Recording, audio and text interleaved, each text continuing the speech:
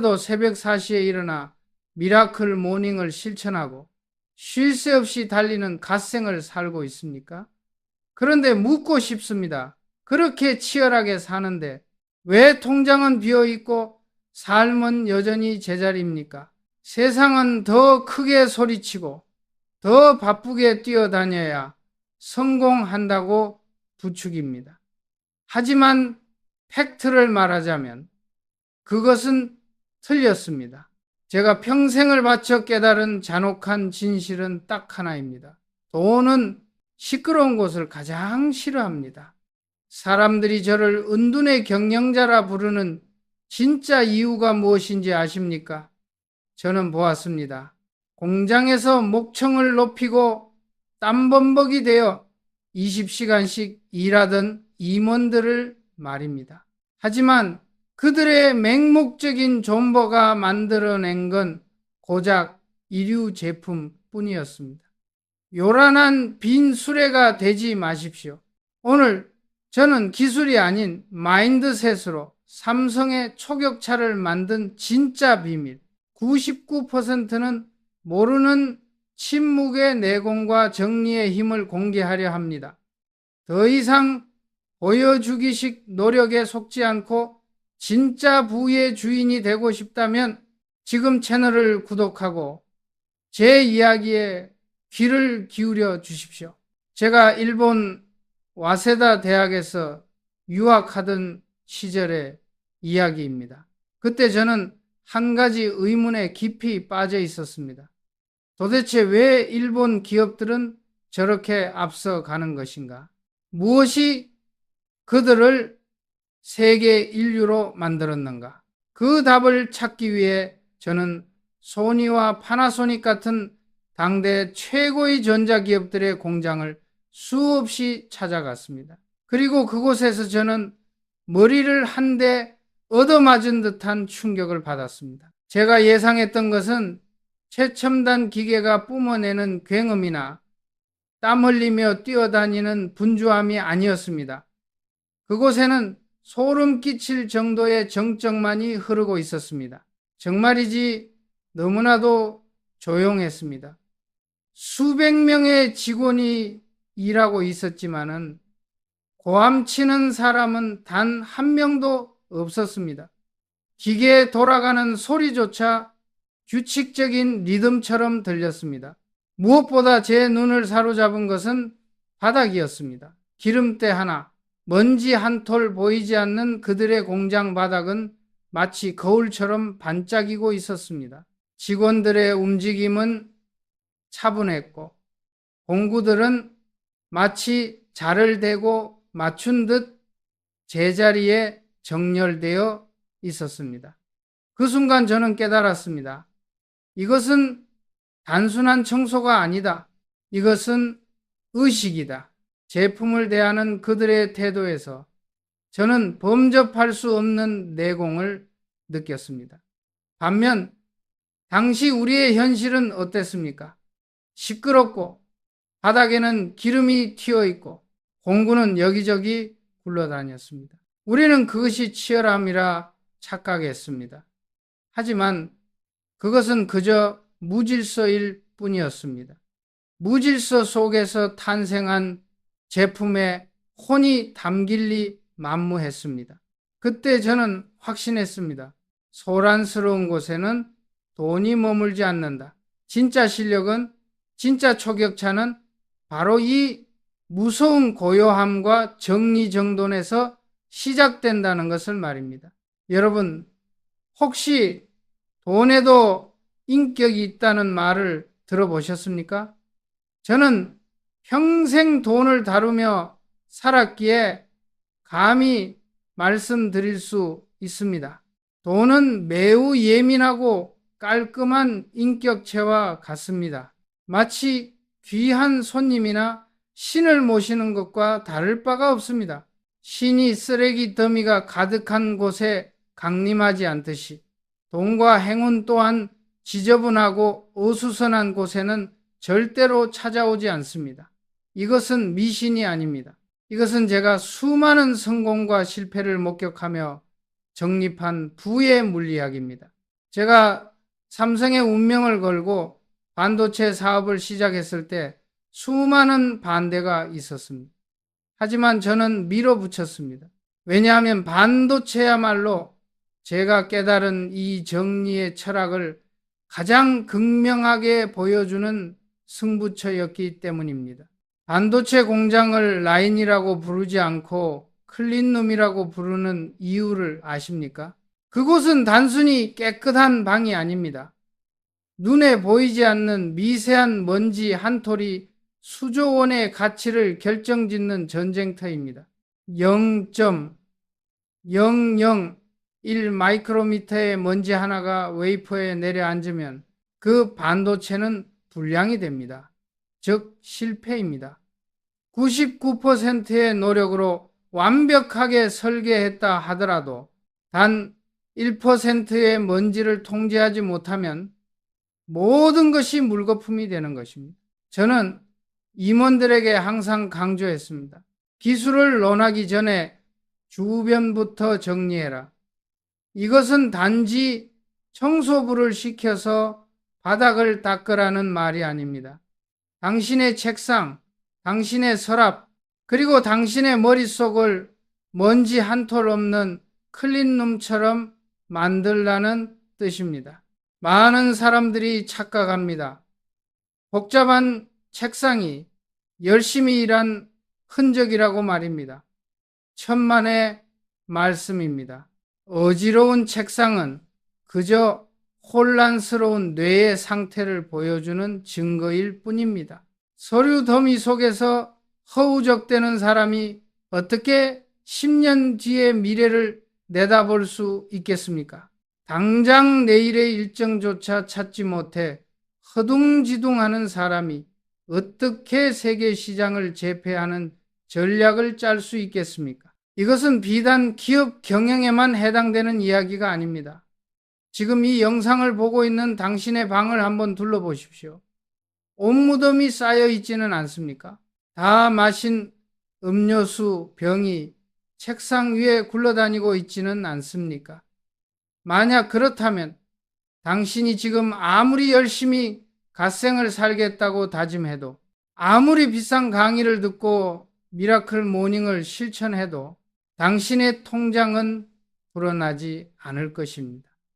왜냐하면 당신이 머무는 공간 자체가 돈을 밀어내고 있기 때문입니다. 운이 나쁘다고 한탄하기 전에 자신의 공간을 먼저 돌아봐야 합니다. 운이라는 것은 하늘에서 뚝 떨어지는 것이 아닙니다. 맑은 물이 흐르는 곳에 물고기가 모이듯 깨끗하게 정돈된 공간에 기회의 에너지가 모이는 법입니다. 흐트러진 환경에서는 사람의 기운도 탁해집니다. 판단력이 흐려지고 부정적인 생각이 꼬리에 꼬리를 뭅니다. 짜증이 늘고 인간관계에서 불필요한 마찰이 생깁니다. 결국 사람도 떠나고 돈도 떠납니다. 이것이 바로 가난의 악순환입니다. 반대로 찐 부자들의 집이나 집무실을 가보십시오. 그곳에는 여백의 미가 있습니다. 필요한 물건만 제자리에 있고 공기마저 차분하게 가라앉아 있습니다. 그 고요함 속에서 그들은 냉철하게 판단하고 정확하게 결정을 내립니다. 정리정돈은 단순히 물건을 치우는 행위가 아닙니다. 그것은 내 마음의 번뇌를 씻어내고 내 삶의 우선순위를 바로잡는 수행입니다. 그래서 저는 젊은 시절부터 아주 중요한 루틴 하나를 지켜왔습니다. 하루를 시작하기 전 반드시 내 책상을 닦고 주변을 정리하는 것입니다. 비서가 있어도 소용없습니다. 내 손으로 직접 닦아야 합니다. 책상 위에 먼지를 닦아내며 저는 제 마음속의 불안과 욕심도 함께 닦아냅니다. 펜 하나를 제자리에 놓으며 흐트러진 마음을 다잡습니다. 이 짧은 의식을 치르고 나면 신기하게도 머릿속이 맑아집니다. 오늘 내가 무엇을 해야 하는지, 누구를 만나야 하는지, 어떤 결정을 내려야 하는지가 선명하게 보이기 시작합니다. 마치 안개가 거친 바다를 항해하는 선장처럼 말입니다. 젊은 친구들이 자주 쓰는 말 중에 멘탈갑이라는 단어가 있지요. 흔들리지 않는 강한 정신력을 가진 사람을 뜻한다고 들었습니다. 여러분은 멘탈을 어떻게 키운다고 생각하십니까? 억지로 참는 것, 무조건 버티는 존버가 멘탈일까요? 아닙니다. 진짜 멘탈 관리는 내 주변을 통제 가능한 상태로 만드는 것에서 시작됩니다. 내 책상 하나도 내 마음대로 통제하지 못하는 사람이 어떻게 거친 세상의 풍파를 견뎌내겠습니까? 제가 관찰했던 일본의 그 공장장님은 이렇게 말했습니다. 기계를 닦는 것은 기계가 고장나지 않게 하기 위함이 아니다. 내 마음을 닦기 위함이다. 기계가 빛이 나면 내 마음도 빛이 난다. 그러면 불량품이 나올 수가 없다. 이 말은 저에게 팩트 폭행과도 같았습니다. 우리는 그동안 너무 거칠에만 신경을 썼던 것입니다. 보여주기식의 화려한 보고서, 목소리 큰 회의, 겉만 번지르르한 마케팅, 그런 거품들을 다 걷어내야 합니다. 성공하고 싶다면, 부자가 되고 싶다면 지금 당장 일어서서 주변을 정리하십시오. 쓰지 않는 물건은 과감하게 버리십시오. 그것이 바로 미니멀리즘이자 인맥 다이어트와 같은 이치입니다. 불필요한 물건이 공간을 차지하듯 불필요한 인연과 걱정들이 당신의 인생을 갉아먹고 있습니다. 손절해야 할 것은 나쁜 친구만이 아닙니다. 당신의 에너지를 뺏어가는 잡동사니들도 과감하게 손절해야 합니다. 공간이 비워져야 그곳에 새로운 운이 들어옵니다. 꽉 찬 컵에는 물을 더 따를 수 없듯이 잡동사니로 가득 찬 방에는 행운이 들어올 자리가 없습니다. 정리된 공간에서 느껴지는 그 상쾌한 공기, 그것이 바로 성공의 냄새입니다. 그 정돈된 환경이 주는 안정감이 당신을 진짜 승부사로 만들어 줄 것입니다. 초격차라는 것은 남들이 따라올 수 없는 거대한 차이를 말합니다. 하지만 그 거대한 차이는 아주 사소한 습관에서 시작됩니다. 남들이 어제 먹은 술병을 치우지 않고 잠들어 있을 때 당신은 일어나 이불을 개고 창문을 열어 환기를 하고 책상을 닦으십시오. 그 사소한 10분이 쌓이고 쌓여 10년 뒤에는 따라잡을 수 없는 격차를 만듭니다. 세상은 복잡합니다. 변수는 끊임없이 발생합니다. 우리가 통제할 수 없는 일들이 너무나 많습니다. 하지만 유일하게 우리가 완벽하게 통제할 수 있는 것이 하나 있습니다. 바로 내 주변의 질서입니다. 내가 머무는 공간을 질서 정연하게 만드는 것. 이것이야말로 혼란한 세상에서 나를 지키는 가장 강력한 무기입니다. 반도체 수율을 높이기 위해 우리가 먼지와의 전쟁을 선포했듯이 여러분도 자신의 인생 수율을 높이기 위해 무질서와의 전쟁을 선포하십시오. 무질서는 가난의 친구이고 정도는 부의 친구입니다. 이 단순한 진리를 깨닫는 순간 여러분의 인생은 달라질 것입니다. 저는 임원들에게 자주 이런 질문을 던졌습니다. 자네 책상은 지금 안녕한가? 이 질문은 자네의 마음은 지금 평온한가? 자네는 지금 올바른 판단을 내릴 준비가 되어 있는가? 라는 뜻입니다. 오늘 이 영상을 보고 계신 여러분에게도 똑같이 묻고 싶습니다. 지금 당신의 책상은 안녕하십니까?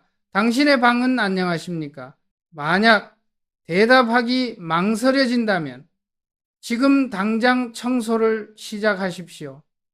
거창할 필요 없습니다. 눈앞에 보이는 쓰레기 하나를 줍는 것부터 시작하십시오. 비뚤어진 액자를 바로잡고 엉킨 전선을 정리하십시오. 그 작은 행위 하나하나가 당신의 뇌세포를 깨우고 잠들어 있던 성공 유전자를 자극할 것입니다. 기억하십시오. 신은 디테일에 있고 악마도 디테일에 있습니다. 성공하는 사람은 그 디테일을 관리하는 사람입니다. 겉으로 보기에 화려한 성공을 쫓지 마십시오. 대신 보이지 않는 곳을 닦고 또 닦으십시오. 남들이 보지 않는 책상 및 서랍 속 기계의 뒷면을 닦으십시오. 그 보이지 않는 곳까지 완벽하게 정돈되었을 때 비로소 당신에게 사람과 돈이 구름처럼 몰려들 것입니다. 이것이 제가 삼성이라는 거대한 제국을 이끌며 뼈저리게 느낀 세상 그 어떤 경영학 교과서에도 나오지 않는 진짜 성공의 법칙입니다. 지금 당장 당신의 주변을 둘러보십시오. 그리고 움직이십시오. 조용히, 하지만 단호하게 당신의 공간을 지배하는 자가 되어야 합니다. 그래야만 당신의 인생을 지배하고 나아가 돈의 주인이 될 수 있습니다. 이것이 제가 여러분에게 드리는 첫 번째 조언이자 마지막 당부입니다. 이제 사람 이야기를 해보겠습니다. 기업은 곧 사람이다. 제가 평생을 입버릇처럼 달고 살았던 말입니다. 하지만 여기서 중요한 질문이 있습니다. 도대체 어떤 사람이 인재인가? 그리고 우리는 어떤 사람을 곁에 두어야 하는가? 저는 수만 명의 직원을 고용했고 수천 명의 임원 면접을 직접 보았습니다. 그 과정에서 제가 터득한 사람을 보는 눈, 즉 시만에 대해 말씀드리겠습니다. 많은 젊은이들이 면접장에 들어오면 자신의 화려한 스펙과 경험을 늘어놓느라 바쁩니다. 마치 랩을 하듯이 자신이 얼마나 유능한지 떠들어댑니다. 목소리는 크고 제스처는 현란합니다. 세상은 그런 사람을 리더십 있다고 말할지 모릅니다. 하지만 제 눈에는 그저 불안한 영혼으로 보일 뿐입니다. 그들의 눈동자는 흔들리고 있고 말에는 무게가 없습니다. 내공이 없는 사람일수록 빈수레처럼 요란한 법입니다. 저는 그런 사람을 채용하지 않습니다. 오히려 제가 주목하는 인재는 회의실 구석에 조용히 앉아 있는 사람입니다. 기억에 남는 한 젊은 사원이 있었습니다. 그는 임원회의에서 거의 말을 하지 않았습니다. 다른 동기들이 서로 앞다투어 아이디어를 내고 윗사람에게 잘 보이려 아부를 떨 때도 그는 그저 묵묵히 메모를 하고 있었습니다. 처음에는 존재감이 없어서 있는 줄도 몰랐습니다. 하지만 제가 그를 유심히 지켜본 이유는 단 하나였습니다. 그의 눈빛이 살아있었기 때문입니다. 그는 남들이 말할 때 딴청을 피우지 않았습니다. 말하는 사람의 눈을 뚫어지게 응시하며 그 말의 핵심을 파악하려 애쓰고 있었습니다. 그것은 경청을 넘어서는 몰입이었습니다. 어느 날 제가 그에게 불가능해 보이는 무리한 과제를 던졌습니다. 다른 직원들은 변명부터 늘어놓았습니다. 회장님, 그것은 예산이 부족합니다. 시간이 너무 촉박합니다. 기술적으로 어렵습니다. 온갖 핑계가 쏟아져 나왔습니다. 그들은 해보기도 전에 안 되는 이유부터 찾느라 뇌를 쓰고 있었습니다. 하지만 그 조용한 사원은 달랐습니다. 그는 잠시 침묵하더니 딱 한마디를 했습니다. 알겠습니다. 해보겠습니다. 그리고 깊게 고개를 숙였습니다. 그 모습에서 저는 마른 스펀지를 보았습니다. 물을 부으면 붓는 대로 빨아들이는 스펀지 같은 흡수력, 그것이 바로 제가 말하는 긍정의 태도. 일본 말로는 스나오라고 하는 솔직한 마음입니다. 그는 자신의 지식을 자랑하려 하지 않고 모르면 모른다고 인정하고 선배들의 노하우를 스펀지처럼 빨아들였습니다. 결과는 어땠을까요? 몇 달 뒤 그가 가져온 결과물은 제 상상을 초월했습니다. 화려한 말로 치장된 보고서가 아니었습니다. 문제의 본질을 꿰뚫고 해결책까지 완벽하게 제시한 명작이었습니다. 저는 그때 다시 한번 확신했습니다. 진짜 승부사는 입으로 일하지 않는다. 눈과 귀 그리고 가슴으로 일한다. 여러분, 인간관계도 마찬가지입니다. 요즘 젊은 친구들은 인맥을 넓혀야 한다며 여기저기 모임에 나가고 명함을 돌립니다. 밤늦게까지 술을 마시며 형님 동생 하는 것을 처세술이라 착각합니다. 하지만 저는 단호하게 팩트 폭행을 하고 싶습니다. 그것은 인맥이 아닙니다. 그것은 그저 소음일 뿐입니다. 여러분의 전화번호부에 저장된 수천 명의 사람들 중 정말 여러분이 힘들 때 발벗고 나서줄 사람이 몇이나 됩니까? 부디 인맥 다이어트를 시작하십시오.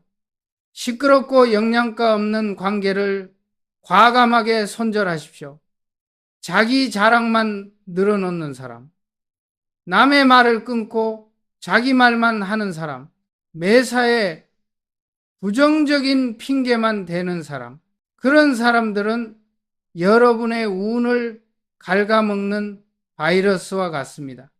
대신 입은 무겁지만 마음이 따뜻한 사람, 당신의 말을 끝까지 들어주는 사람, 잘못했을 때 솔직하게 미안하다고 말할 줄 아는 사람을 곁에 두십시오.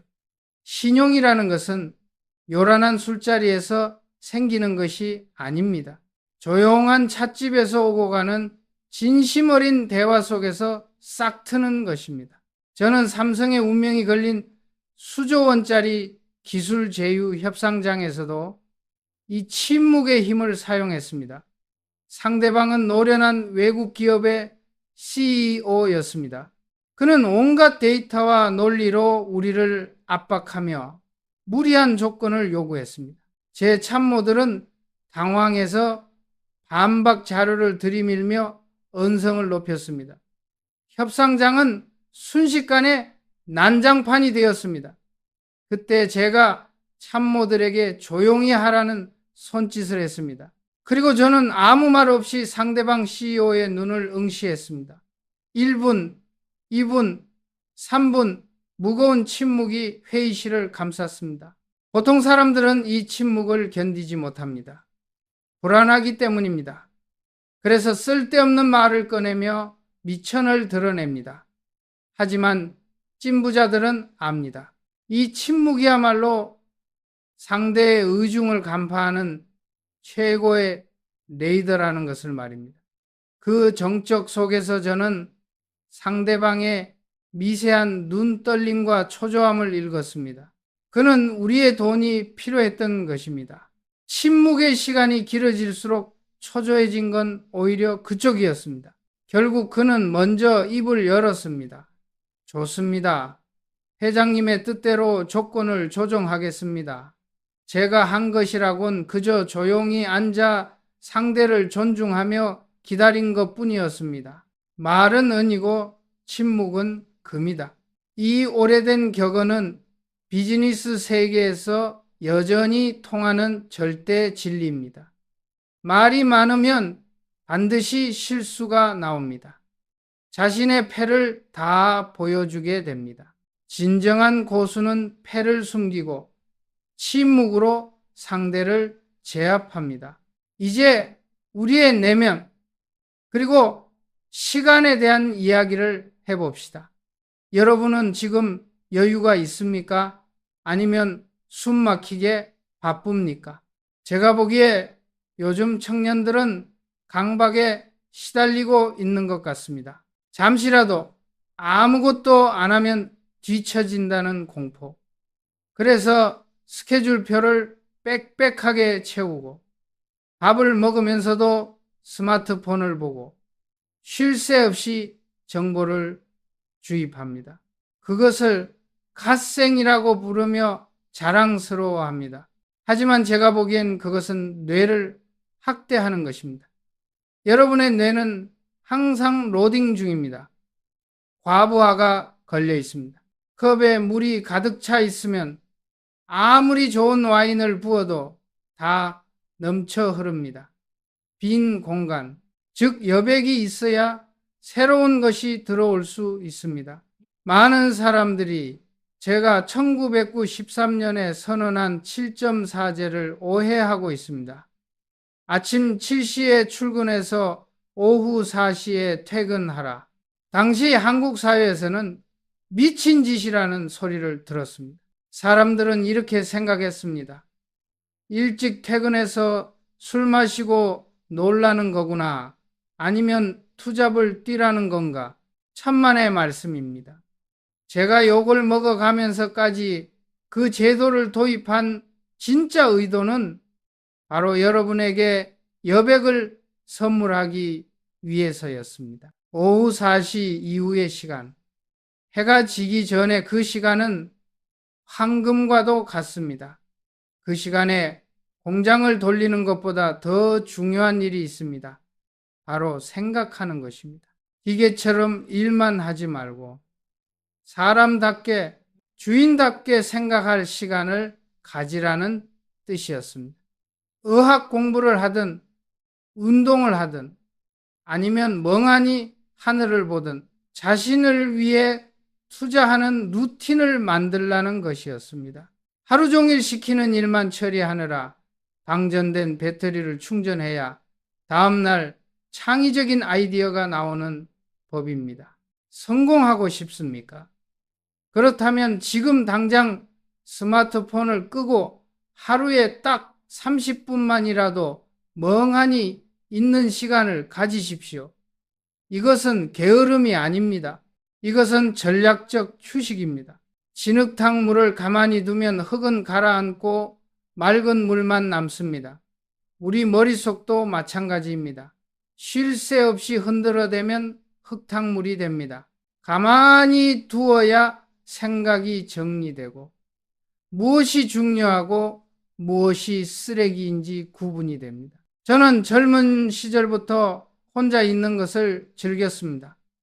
방에 틀어박혀서 며칠씩 영화를 보기도 하고 새로 나온 전자제품을 밤새 뜯어보기도 했습니다.